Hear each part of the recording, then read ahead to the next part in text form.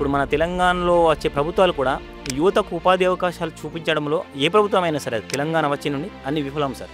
First point. First ప్రభుత్వాలు లోకల్లో ఉన్న యువతకు ఉపాధి అవకాశాలు ఏ విధంగా కల్పించాలి. అయితే ప్రభుత్వ సెక్టర్ అని కాదు సార్, ప్రైవేట్ సెక్టర్ అని కానీ స్థానిక లోకల్ అంటే ఎమ్మెల్యేస్ కానీ ఎంపీలు కానీ ప్రతి కాన్స్టిట్యున్సీలో తెలంగాణ వ్యాప్తంగా ఒక పరిశ్రమలు ఏర్పాటు చేసి యువతకు ఉపాధి అవకాశాలు ఇట్లా అసలు ఇండస్ట్రియల్స్ పెట్టేసి, లేకుంటే వ్యవసాయ రంగంలో వాళ్ళకున్న సబ్సిడీస్, అంటే ఇప్పుడు వ్యవసాయం మీద కొందరికి ఇంట్రెస్ట్ ఉంటుంది సార్ యువకులకు, కానీ వాళ్ళకు ఈ సబ్సిడీస్ విధానం తెలియక యువతకు మళ్ళీ దాంట్లో కూడా దళారులు చేయడం వల్ల, అవినీతి పనులు చేయడం వల్ల వాళ్ళకి వచ్చే సబ్సిడీలో 50% వాళ్ళకే అవుతాయి. వీళ్ళు ఇంకా బాకీలు తీసుకొచ్చి పెట్టేయడం వల్ల వీళ్ళు కూడా అభివృద్ధి చెందలేకపోతారు సార్. కాబట్టి స్పెషల్ గా ఫోకస్ చేయాల్సింది యువతకు ఉపాధి అవకాశాల మీద, వాళ్ళకున్న అంటే కొన్ని రంగాల మీద. ఇప్పుడు ప్రధానమంత్రి ముద్రా యోజన స్కీమ్ ఉంది కేంద్ర ప్రభుత్వం, అట్లాంటి ఈ స్కీమ్స్ మీద మంచి నాయకులు కానీ ఎమ్మెల్యేలు కానీ ఎంపీలు కానీ సెంట్రల్ గవర్నమెంట్ తోని స్టేట్ గవర్నమెంట్ తోని ఇట్లా మాట్లాడి ప్రతి ఒక్క విలేజ్ కు ఒక 20 మందికి ఉపాధి ఇప్పించినా కూడా ఆ 20 మంది ఫ్యామిలీస్ తో పాటు ఇంకా కొందరు బతకగలుగుతారు, ఇంకా కొందరు అంటే వాళ్ళ కింద పనిచేసే వాళ్ళు కూడా వాళ్ళ ఫ్యామిలీస్ కూడా బతకగలుగుతాయి. కాబట్టి